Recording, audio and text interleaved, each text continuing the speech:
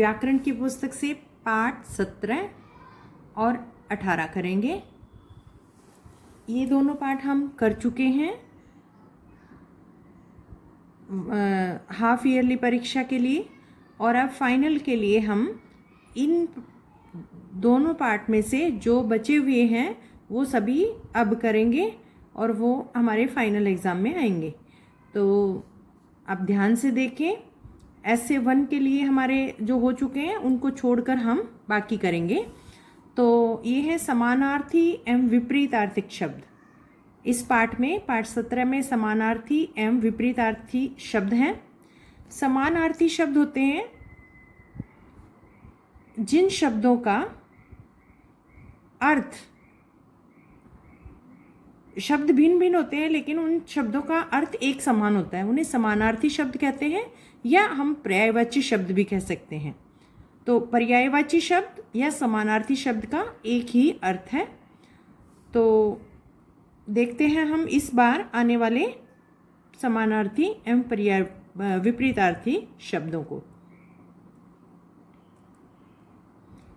ये हमारे पाठ 21 से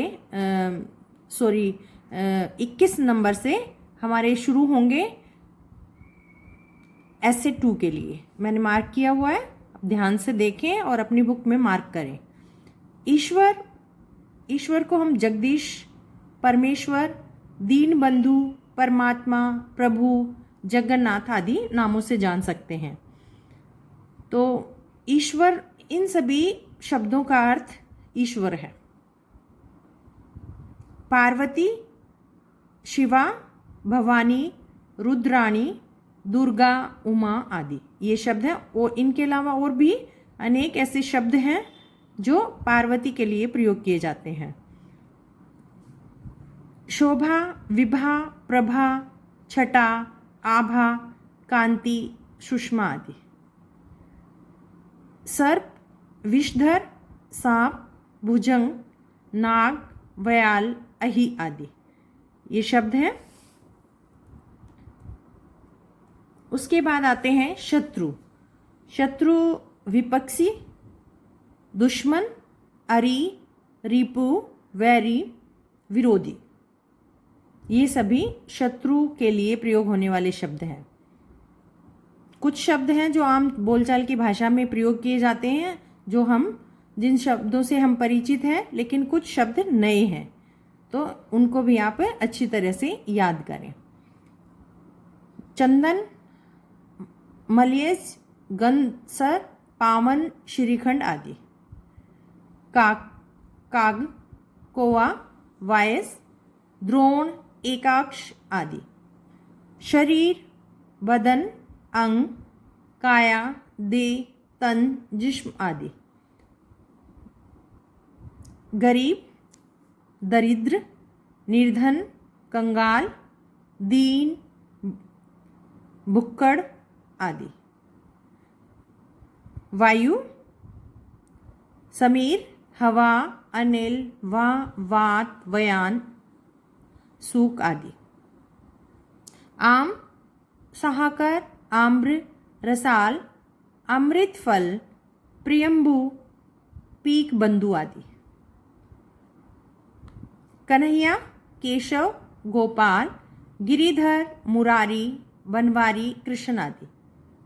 रात, निशा, रात्रि, रजनी, रैन, विभावरी, षण्डा, यामिनी आदि। पत्नी, भार्या, वधू, बहु, गृहिणी, कल्त्र, प्राणप्रिय आदि। सम्राट, राजा, रंग, नृप, महीप, भूप, नरेश, नरपति, महीपति आदि। स्वान, स्वा, कुत्ता, सार में, कुकुर, शुनक आदि। कुम्हार, कुलाल, घटक, घटकार, घटकर्ता, कुंभकार, चक्री आदि। वृक्ष, तरु, पादप, विटप, पेड़, शखी, दरखत आदि। देवराज, इंद्र, देवेंद्र, महेंद्र, सूरपति, सुरेश, सूचीपति, नागपाल आदि। आग, अनल, दहन, पावक, अग्नि, हुताशन, कृशान, धनंजय आदि। फिर है आश्चर्य, अचंभा, अचरज, विस्मय, कौतुक, कौतूहल आदि। तो ये थे हमारे समानार्थी या पर्यायवाची शब्द। तो कम से कम आपको 3 तो जरूर याद करने हैं। इसके अलावा कई बार ऐसा होता है, अगर आपने 3 याद किए, शत्रु का याद किया है, विपक्षी, दुश्मन, अरी, मान लो ये 3 याद कर लिया आपने, और मान लो पेपर में आ जाता है विरोधी का लिखना, तो आपको पता नहीं चलेगा कि विरोधी का हम क्या लिखें, जबकि आपको याद है। तो इसलिए 3 शब्द तो ऐसे याद करने हैं जिनकी स्पेलिंग वगैरह अच्छी तरह से याद करनी है, और बाकी शब्दों को ध्यान में से देखना है कि क्या हो सकता है। विरोधी का जैसे बिल्कुल किसी शब्द से अनजान न हो, इतना पता होना चाहिए कि विरोधी का शत्रु है। तो इस प्रकार से आपको याद करने हैं। उसके बाद आते हैं ये विपरीतार्थी शब्द। ये हमारे ऐसे 1 के लिए हो चुके हैं। ये जो शब्द हैं ये हमारे ऐसे 2 में यानी कि फाइनल एग्जाम के लिए हैं। बाढ़, सूखा। बाढ़ का मतलब होता है कि बहुत अधिक मात्रा में पानी आना, उसके विपरीत उल्टा शब्द बताना हमें सूखा। अनुराग, विराग। योगी, भोगी। अर्थ, अनर्थ। शुष्क, आर्द्र, आर्द्र। अंधकार, प्रकाश। धर्म, अधर्म। अतिवृष्टि, अनावृष्टि। रात्रि, दिवस। क्रय, विक्रय। अनुज, अग्रज। हर्ष, दीर्घ। मंगल, अमंगल। सरस, निरस। प्राकृतिक, कृत्रिम। पंडित, मूर्ख। धनी, निर्धन। उदय, अस्त। एक, अनेक। हित, अनहित। मूक, वाचाल। लोभ, संतोष। लौकिक, अलौकिक। दृश्य, अदृश्य। आकर्षण, विकर्षण। कोमल, कठोर। उपकार, अपकार। सृष्टि, प्रलय। सेवक, स्वामी। स्वतंत्र, परतंत्र। रक्षक, भक्षक। विरोधी, समर्थन। तो इन शब्दों में अगर आपको किसी शब्द का अर्थ समझ में नहीं आता तो आप पूछ सकते हो। जैसे बाढ़ का मैंने बताया, ये आपको समझ में आने चाहिए तो आपको इजीली लर्न हो जाएंगे। जैसे अनुराग का मतलब है प्रेम, और विराग घृणा करना। तो इस तरह से जो ये शब्द हैं जो भी आपको, क्रय मीन्स खरीदना, विक्रय मीन्स बेचना, रात्रि, रात, दिवस, दिन। धनी, जिसके पास अधिक पैसा है। निर्धन, जिसके पास पैसा नहीं है। तो इस तरह के जो शब्द हैं इनको इस तरह से समझ के करना है। आपको फिर भी कोई शब्द समझ में नहीं आता तो आप पूछ सकते हो।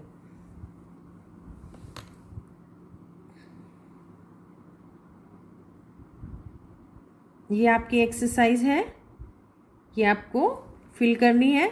शब्दों के साथ समानार्थी शब्द लिखने हैं। यमराज, राक्षस, सरस्वती, ये सारे शब्द आपके बुक में दिए गए हैं पाठ में। तो ये सारे शब्दों को आपको लिखना है एक्सरसाइज में। उसके बाद आता है पाठ 18, मुहावरे और लोकोक्ति। तो 1 से 20 तक हमारी ऐसे 1 में आ चुकी हैं, यानी कि हाफ ईयरली परीक्षा में। अब उसके बाद है 21 से लास्ट तक, वो हमारी फाइनल एग्जाम के लिए है।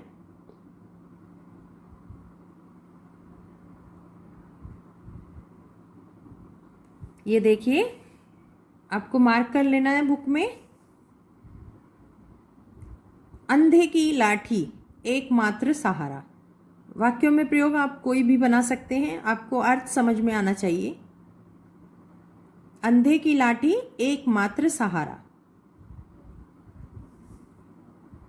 कि कोई भी इसका वाक्यों में प्रयोग बनाओ। जैसे मोहन अपने माता पिता के लिए अंधे की लाठी है, या विदित, विदित कोई भी नाम लिख सकते हो आप इसमें।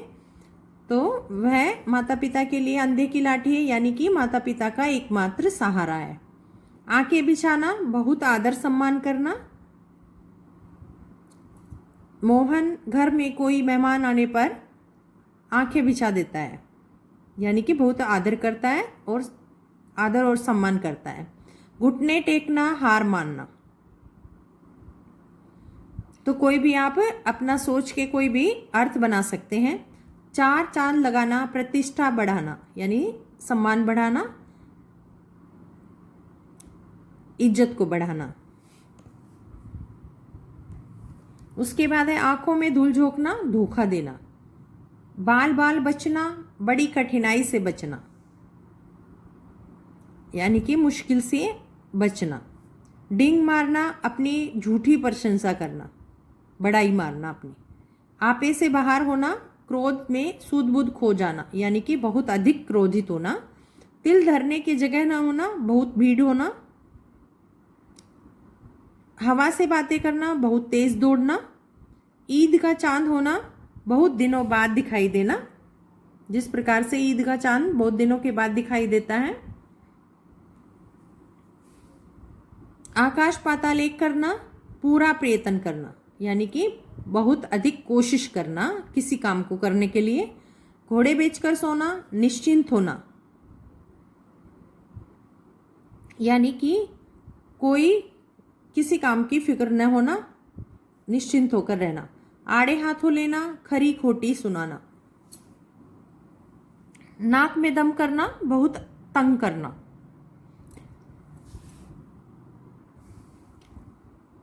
खाक में मिलाना, नष्ट कर देना। बंदर घुड़की, केवल धमकी।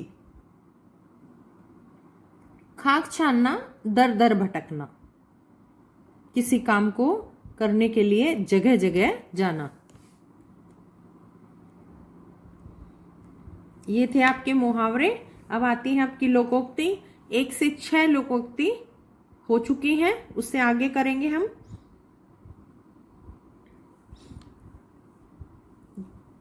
कहाँ राजा भोज, कहाँ गंगू तेली, अत्यधिक अंतर होना,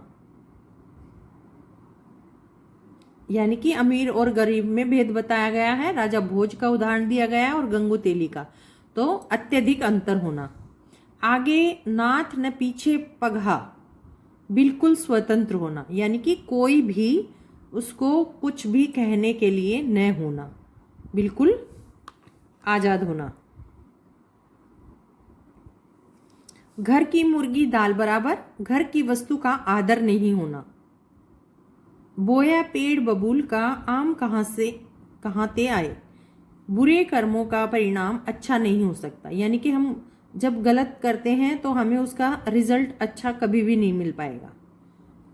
तेते पाँव पसारिए, जेती लंबी सोर, यानी कि आय के अनुसार वह खर्च करना। अगर आय कम है और हम खर्च ज़्यादा करेंगे तो हमारा काम नहीं चल सकता। इसलिए हमें अपनी आय के अनुसार ही खर्च करना चाहिए। एक तो चोरी, दूसरी सीना जोरी, अपराधी होकर भी अकड़ना, यानी कि गलती करके पकड़े जाना और ऊपर से ऐंठना, उसे कहते हैं एक तो चोरी, दूसरी सीना जोरी। जैसा देश वैसा वेश, जिस स्थान पर रहो वहाँ की रीति रिवाजों का पालन करो। जैसा देश वैसा वेश, ये कुछ लोकोक्तियाँ ऐसी हैं जो हमारे व्यवहारिक जीवन में बहुत प्रयोग की जाती हैं। आपकी दादी या माँ के द्वारा सुनने को भी मिलती होंगी ये लोकोक्ति।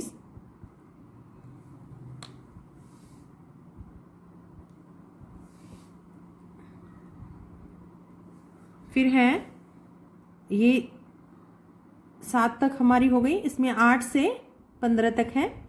एक अनार 100 बीमार, एक वस्तु के अनेक ग्राहक होना। एक अनार 100 बीमार, यानी कि कोई एक चीज है उसके ग्राहक अधिक होना, यानी कि उस वस्तु की डिमांड अधिक होना। मुंह में राम, बगल में छुरी, ऊपर से मित्रता, मन में शत्रुता।